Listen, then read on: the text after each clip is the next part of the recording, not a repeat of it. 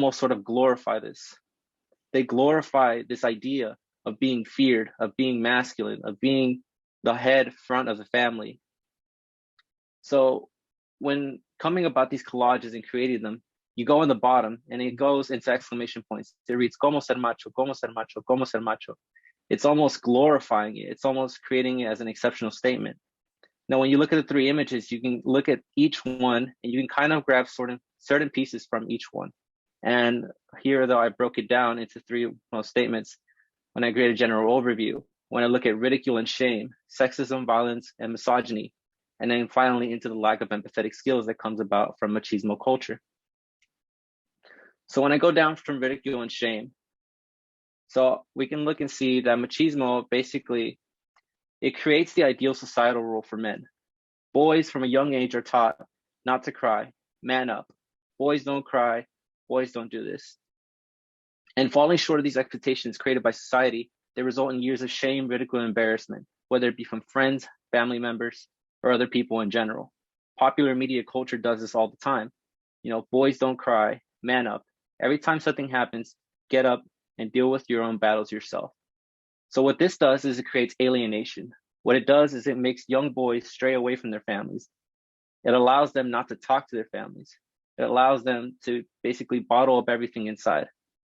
When we look at certain statistics, we can look at it from one side, how women have higher depression rates than men. This is also part of machismo.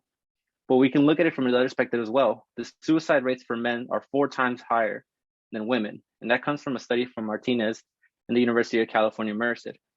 So we can see that these boys are taught from a very young age to not deal with their problems. If they go out looking for help, they are ridiculed and shamed, and it comes off from that certain aspect. Now, if we look at the picture again, we can kind of look at the color. Antonio Pulgarin, what he did was he did a nod to his cultural heritage and chose these colors to resonate with the Colombian flag. When you can look at it, you can look to see the color yellow, and that creates feelings of frustration and anger. And you can resonate with this frustration and anger with young boys, how they want to talk about their feelings. If something is bothering them, they can't say anything because they will be seen as weak by their other male counterparts. So if we look at the red one carries the same image. His face is blocked off and it reads como ser macho, but this time with the color red. So when machismo culture creates a strong belief in the Hispanic community that men are superior to women for the benefit of the family and society as a whole. I was taught that at a very young age. With my mother and father, my dad, all he does is work, and my mom is made to be subservient to him. And you see that in commonly with other cultures as well, but in Latin culture, it's been almost glorified. It's become it's become part of everyday life. So machismo has always hurt women. According to the UNICEF, which is the United Nations International Child Emergency Fund, Latin America and the Caribbean is the region with the most inequality, discrimination, and violence on the planet, whether that be discrimination and violence towards women, violence and discrimination against LGBTQ plus members, or children in general. Us as Latin Americans, we're very judgmental. I've dealt it with many of my family members and many life experiences I've had as a whole. When my cousin came out as gay to my uncles and aunts, they all cried. They all cried for days on end and tried to pray for God and ask them to get the gay out of my cousin, as essentially as they worded it. They saw it as something bad, and my cousin never ever opened up to my family members ever again. And it created this sort of alienation that I talked about in the previous slide, this sort of dissociation from family members, and created this level of hurt that in the end, he's not even allowed to talk about because he would be seen as weak. He was made to bottle up his emotions inside. So according to the Population Reference Bureau, husbands or partners are responsible for the majority of aggression, injuries, sexual abuse, and homicide. So what this basically means is that machismo as a whole, it creates this almost glorified violence against, your partner. So it hurts women and it increases these forms of sexism, violence, and misogyny. And if you look at the picture again, this time the color red is portrayed. The color red portrays anger and war. So if we move on to the third one, we get to the lack of empathetic skills. And all of this is basically resonating with the rhetoric skill of pathos. So it's trying to hit you emotionally. And then this one hits the most because you can finally see the eyes of the man in the picture. And the man in the picture here is Antonio Pulgarin's uncle, who was forced into military service, basically because he didn't feel mad enough to his family. He felt that he needed to prove something to his family members who never saw him as masculine enough. So here with this picture, he shows his relationship with male figures in his life, and it demonstrates his personal experiences trying to live up and impress all the men in his life and live up to them. So it creates that issue where boys are at a young age are thrown into this huge high standards that they have to uphold. And if they don't uphold them, they're seen as weak and not strong enough. So young impressionable children will continue to be affected by machismo. And we look at the color blue, that symbolizes sensitivity. So we can finally see the eyes of who is behind these pictures that we were looking at for the past two images. We finally see the eyes that has to go through this emotional turmoil inside and has to deal with it themselves and not be able to speak to anyone about it, really. So in conclusion, Antonio Pulgarin, he communicates this message of machismo culture and glorified violence through his photography and collages, whether that be from the three colors that he chose as a nod to his Colombian heritage, or the deeper meaning that he has hidden behind each one, or the use of his uncle's photographs and using them with the image and text of said Como Ser Machismo to attract these young boys and create sort of a propaganda statement. So these are my sources, and that's basically it.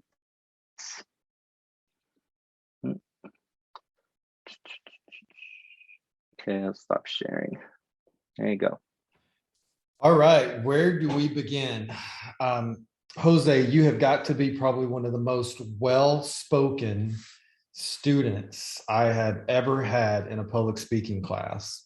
Like, just, that's not to say that the rest of you aren't well-spoken, but I think if you hear Jose speak now, we see a pattern from just the depth that you approach things. So going back to the speech that you did on Alzheimer's and terminal lucidity to today, I mean, it's like I asked you guys to work on an introduction, and like I'm going through here and I'm like, well, he's got the intro, the middle, the end, the conclusion. It was really, really powerful, the things that you were talking about. So I don't know that I'm gonna be able to give you much advice in the terms of things that's helpful because you're already well on your way there. But this idea of what I appreciated was how you talked about machismo as being this toxic masculinity, how most people view it, but then putting your own personal lens on it to where you called it twisted masculinity versus toxic masculinity and what that meant to you. You actually had a quote in there. You said something about the balance of it's just a beauty in what we call human. And I thought that was pretty powerful and impactful at the same time. So a lot ingrained there in terms of your approach. And again, I don't know that I'm going to give you any useful information because it looks like you're already well on your way to making the connections between, you made connections that I wouldn't have even made by just looking at that. So I think it's probably due to your personal connection to the material. Yeah, Maddie says she thinks Jose should just teach. Yeah, Jose, I said that earlier in the semester. Do you guys remember? I was like, Jose, do you just want to teach? And we laughed at it then, but now we're like, yeah, let's let Jose teach us rhetorical criticism. So Jose, on that note, like we joke about that, but on that note, so maybe you can share a little bit about the process of how you went from that artifact to understanding or developing, because you're much farther along in the process than an introduction. How did you get from there to making connections and looking at things like color in terms of persuasive appeal? Would you mind sharing a little bit about that process for you? Well, again, I wanted to do something that I was passionate about. So I looked at the things that, held a deep, resonance and emotional connection towards myself. And a lot of it had to do with just day-to-day life. I looked at the simple things and things I could apply more meaning to. I always try to do that, just apply more meaning to the simple things, because there's a way to do it, and you can do it with a lot of things. So one thing I reminded myself was when I was looking at my cabinet, I was looking at the first birthday gift my dad ever got me, and I was 17 at the time. So it was something that kind of hit me towards, hinted me towards the subject that I wanted to talk about. And when I was looking for something, I didn't want to just grab a specific speech or just something that I could, just derive my own information, like just take their information and reword it and just regurgitate it to someone. I wanted to do something that, I can do a sort of formal analysis and actually, take the time to apply deeper meaning to it. So I looked at those images and I wanted to challenge myself because you said that, when you're looking at an image, it says 1,000 words. So it's up to you to just kind of, take that image and try to find your own meaning and information, and also use information that's available to you. You could do it. When I came about using the colors, it was just sort of looking at the image and the sort of aspects of it that kind of stood out to me, like how his eyes for the yellow and red one weren't being shown, but when it got to the blue one where it sympathized, the color blue, it means sensitivity and all that, his eyes were finally shown. And you could see the pain and the hurt in his eyes of a kid that wasn't able to teach himself, wasn't able to talk about his issues. And during that whole research process, I just kept bringing it back to, again, the thesis statement. It's not really the final thesis statement in the end. There's ways to modify it. When you're writing the paper, you can modify it, but I needed a sort of basis as to what to relate my artifact to. And yeah, that was basically my whole research process when I was choosing that, and how I could analyze the image and go at it a different way and apply more meaning to it. Interesting. I mean, and several of you have nonverbal images. Giselle, you're using a nonverbal image. Isabel, you're using a nonverbal image. So when you're looking at one of the cool things about this process, and I know it's stressful to a student because you want to prescribe or apply a classic research style writing approach to it.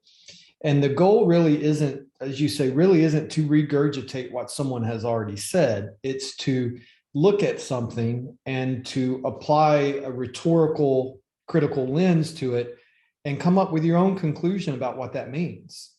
And so as you guys work through your artifacts, nonverbal and verbal, look for some of those things that maybe the common person isn't going to think of. Like if I saw that photo, I would see the things about the eyes, the nonverbals, and I know a little bit about color and what it means nonverbally, but that wouldn't have been where I went automatically. That wouldn't have been, I would have focused on probably the text and the meaning of the text, and you did that. There was a lot of meaning there, and you broke that down for us in a nice way. And so don't be afraid, any of you, to look at these other aspects. So for instance, Zoe, you talked about it was a handwritten note. Well, you could look at the handwritten note. If I'm assuming there's a copy of that, right? So you could look at the handwritten note and come up with like there's something powerful about the fact that this guy writes a handwritten note to like the Supreme Court of the United States, and it ends up in this new precedent that we now benefit from today. There's something really cool about that. So don't be afraid to look at those specific aspects of things with your artifacts. Like this is up to you. You are the ones making the conclusions. Again, I'm not going to grade it and say you're right, and I'm not going to grade it and say you're wrong. I may grade it and say, well, that's interesting. That's an interesting approach, but I'm not grading your content.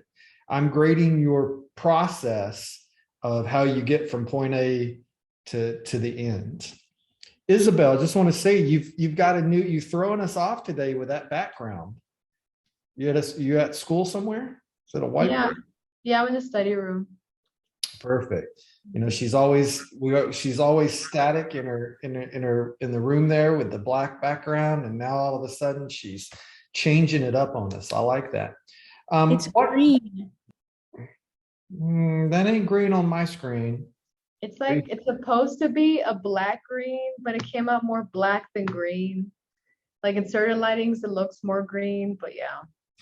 I like how she in a nod to both of us, Maddie, she took a nice middle road and was like, I'm going to give a little bit more credence to the professor and black, but also make sure Maddie feels like her voice has been heard. I love that. That's very, very nicely done.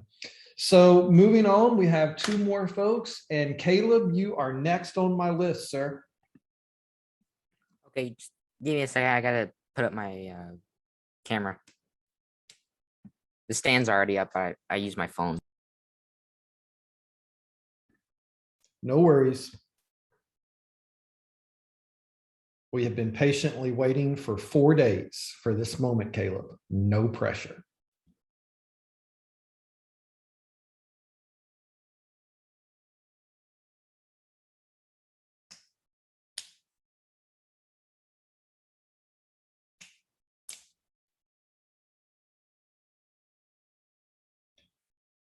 Giselle, you talking to Samson? What kind of mood's he in today? He's being really annoying because it's only us here right now. You can hear him crying. He's usually downstairs with my mom because she usually works from home, but nobody's here for him downstairs. And he wants to go downstairs, but he doesn't want to go alone. Oh, well, that's a rhetorical critique right there. Doesn't want to go home alone. What does that mean?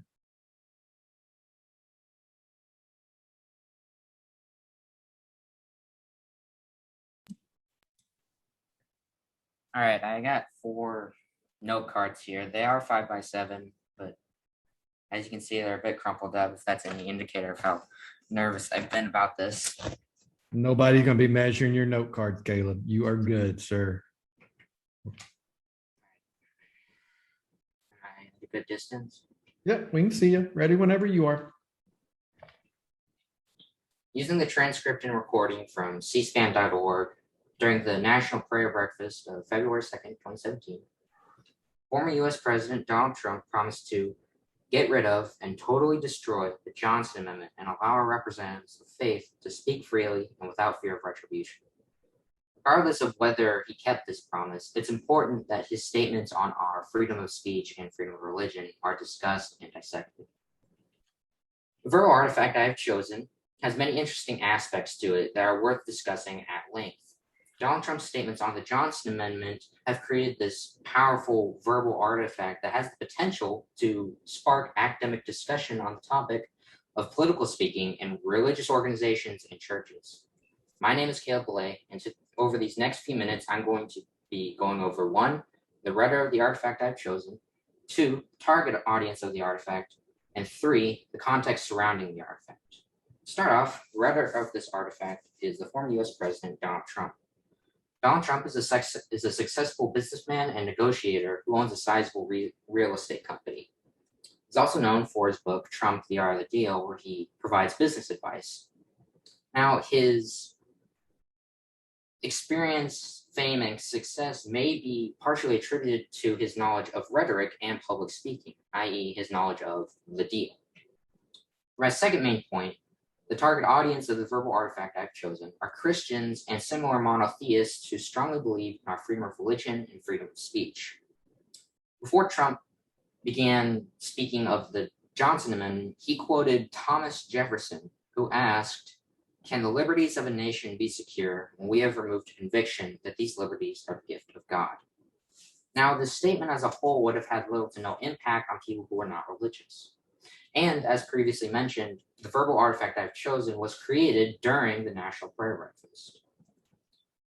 An article by writer Mark Trainer from share.america.gov, last updated February 4th, 2020, states that the National Prayer Breakfast is an event usually on the first Thursday in February where thousands of religious leaders, policymakers, business people, and the President of the United States come together in Washington to discuss faith.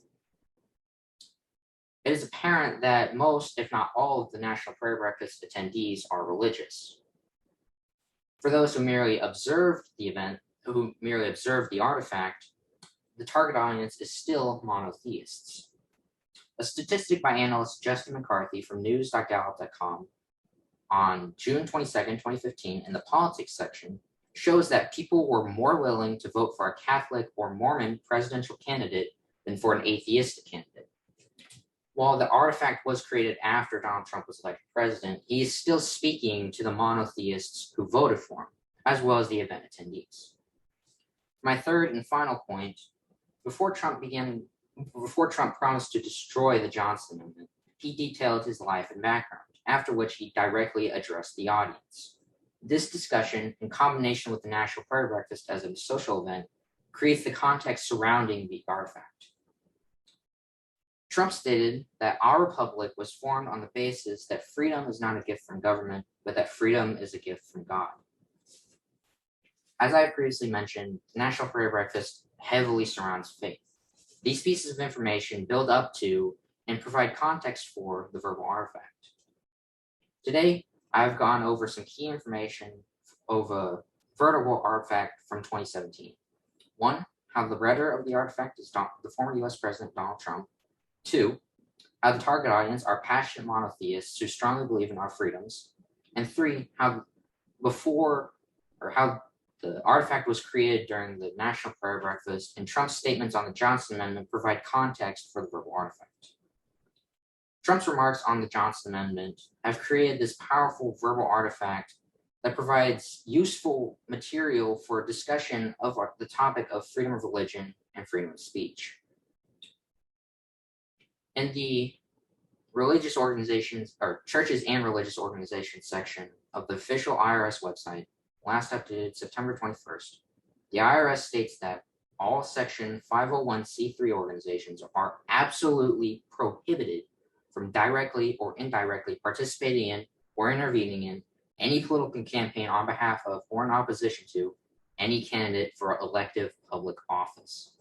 The issue of whether this affects our freedoms is a large part of my verbal artifact. Thank you.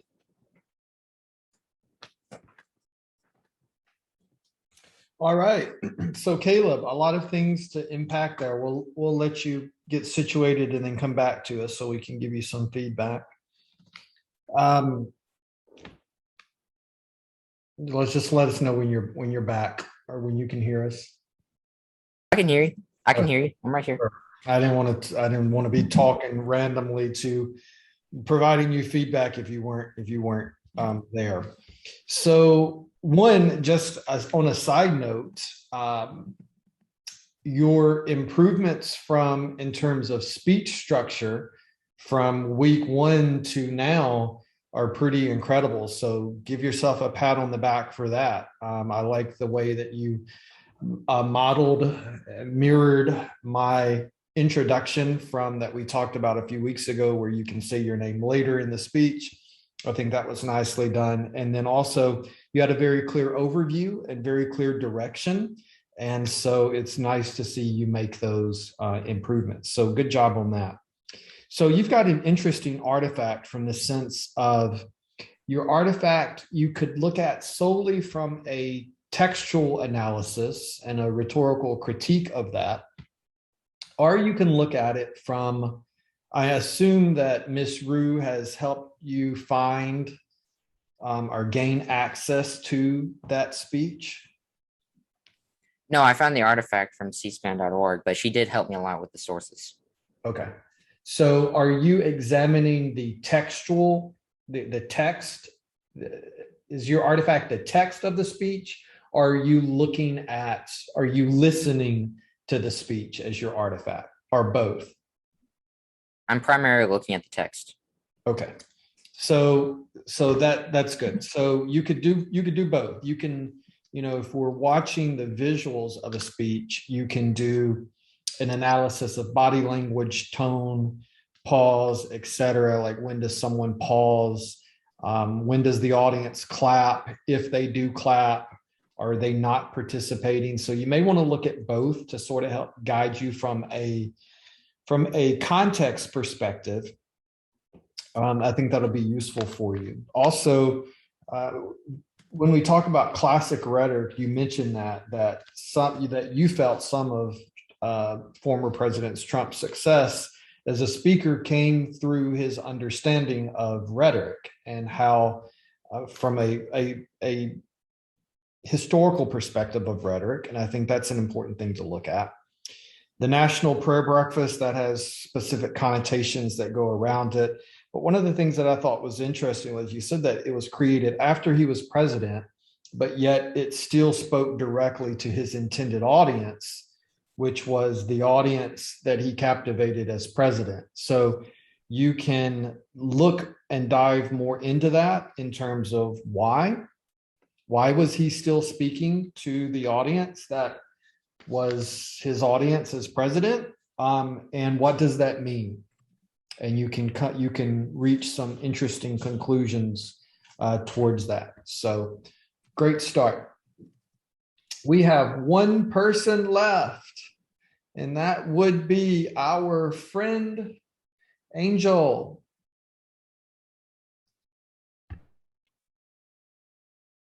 Yes, sir. Let me share my screen. I will be back. Maggie's just over here straight up taking a nap. Well, she is, and she's just going to do it right on camera, right there for us all. Unless you're sick, then I'm sorry. And I hope you feel better. I'm a little bit sick, but I'm mostly just, I'm trying to stay awake though, forcing myself to. We appreciate that. Angel's about to hit us with some amazing content that will engage you and keep you awake. And if that doesn't stimulate your brain, we will have Jose go grab some kittens, and we will use the pathos appeal with kittens.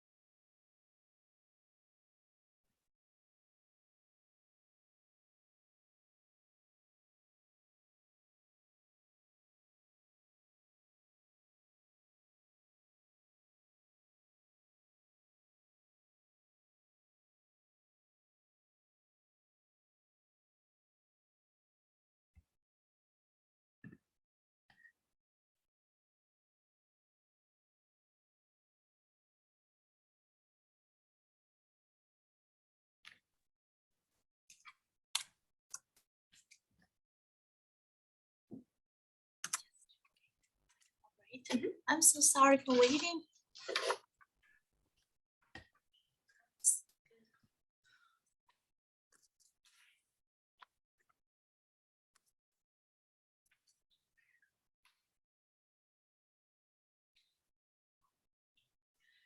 LGBT community have experience with discrimination.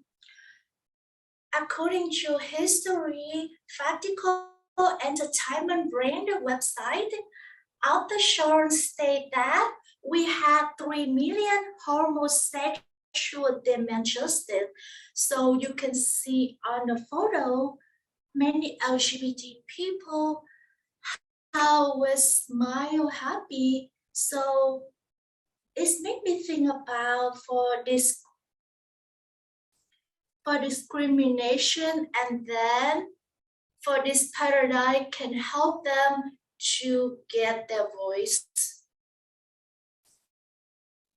Harvey Milk, he was an American politician and the first openly gay elected official in California. According in NBC News, author Fitzsimon Tim stated that Harvey Milk were a hero for LGBT community because he can start the discrimination for LGBT community, and then he helped them with finance. Sadly, Daniel White, a former member of the San Francisco Board of Supervisors, he shot and killed Harvey Milk. It's called me sad because Harvey Milk sacrificed his life to help LGBT community. Good afternoon, Dr. Curry and classmates. My name is Angel. Today, I am going to talk about the rainbow flag. It's very meaningful for LGBT community. On my speech, I will focus on two main points: the meaning of rainbow flag and Converse company support the LGBT community. Let's begin. First, let's talk about the meaning of rainbow flag. The rainbow flag was designed by Wilbur Baker in 1978. In the CEN interviews, Gilbert Baker said that we need to invent our power, choice, and beauty to someone. So the rainbow flag regenerated. In the November 2018 NBC News,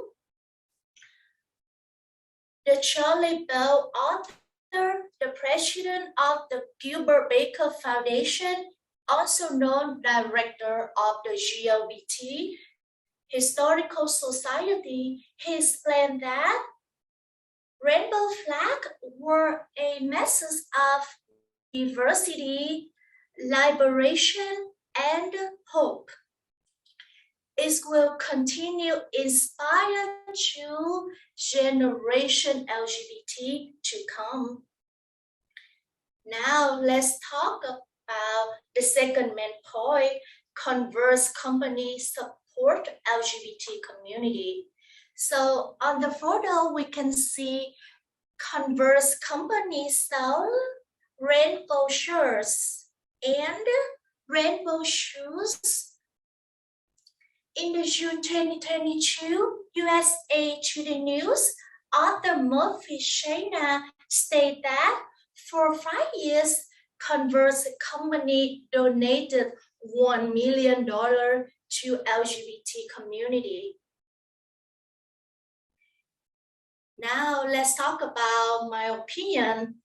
In my opinion, the rainbow flag help pathos because it helps LGBT people has the feeling of belonging, the way of coming out, and the way of support. In closing, we already learned about the meaning of rainbow and the Converse company support the LGBT.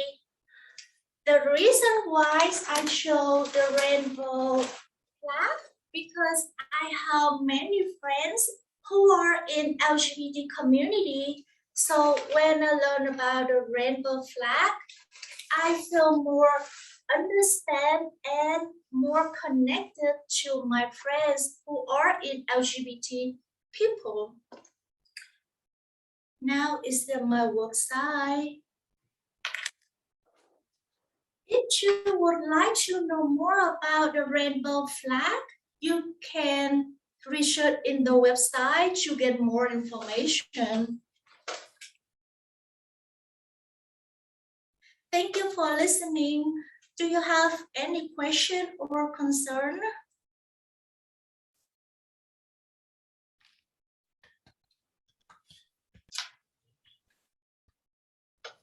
Awesome. Thank you, Angel. Appreciate that.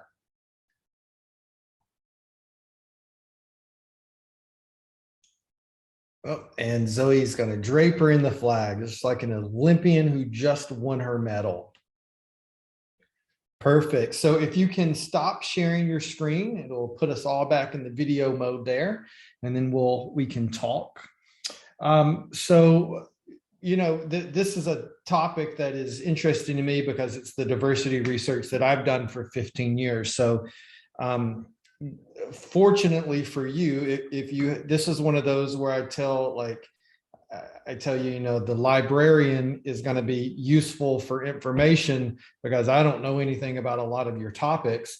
This is the one topic that I do know something about. And so can be both good and bad for you because of the fact that I know the information, right?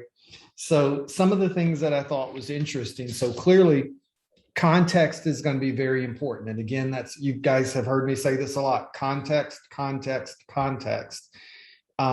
But it matters. Like what did the world look like in 1978 when Gilbert Baker created that flag, right? Because it was created for a movement to mean something, and it was in direct response to how the world looked in 1978. In 1978, it was still being gay. And I say gay broadly, we could use modern terminology, you could say being queer, the umbrella term, was a mental illness. If you identified as being LGBTQ, you were mentally ill, like it was a recognized mental illness, which just blows my mind. But that was how things were at that time. So context is going to be very important as you look at the rhetorical critique there, and then you tie it to modern businesses in the end. And as we move forward, you may or may not want to do that. And I say you may or may not want to do that because I think that you can write a rhetorical critique about the LGBT flag without bringing in additional components or parts of that. Like you could do a rhetorical critique of a business who has recently used or done an advertisement. So for instance, you talked about Converse. You had Converse in there, right? With the donation of the shoes. Your rhetorical critique could be on the ad that Converse ran for Pride Month in which they're donating those shoes. And so you could do that as an artifact, or you could look at the creation of the flag in itself as an artifact and compare that to, there have been in recent years, a lot of conversations about the addition of more colors to the rainbow flag, that it should have a black stripe to be representative of the many members of the LGBTQ community who identify as being people of color. And when we look historically at the gay rights movement, it was carried in large part on the backs of people of color. Like that's just the truth to the movement, was that the main members of the change, and there we have a cat from Jose. I don't know, we've seen this one before. A black cat at that, right? Like he's picking up cats that match the colors that we're talking about. A rhetorical appeal directly. So you can go a few ways with that. So as we move forward into next week, start to think about which aspect of that you want to work with in terms of your specific rhetorical analysis. Do you want to look at it historically from the creation of the flag and compare it to where we are now with the conversations about how we need to be even more inclusive and add additional colors to the flag? Or do you want to look at an ad campaign and come up with a critique of why is the company doing it? What's their goal? Who's their audience? What was the outcome? Just a few years ago, it was not popular for companies to run Pride commercials. It's only, I did a guest lecture at the University of Arkansas 7 years ago, where I pointed out, I looked at ad examples of where companies were using LGBT imagery, and there weren't a lot of examples. Like to find an example for that class lecture, it was like, here's a few examples of companies that were doing it.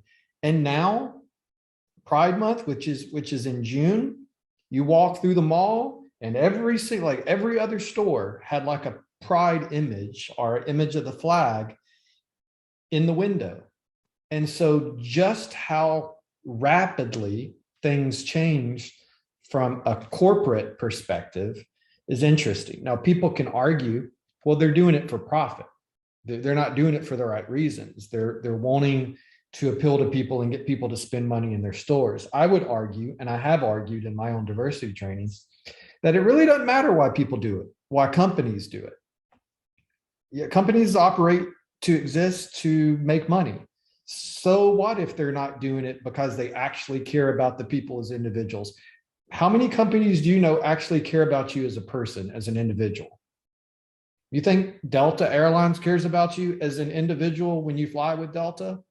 No, like we don't apply that standard anywhere else. And I would argue that regardless of their intent, the fact that they do it, it becomes a visible symbol. It is now a visible artifact that means something to anyone who identifies as part of that community. So you've got some interesting things that you can compare and contrast as you move forward. So good job.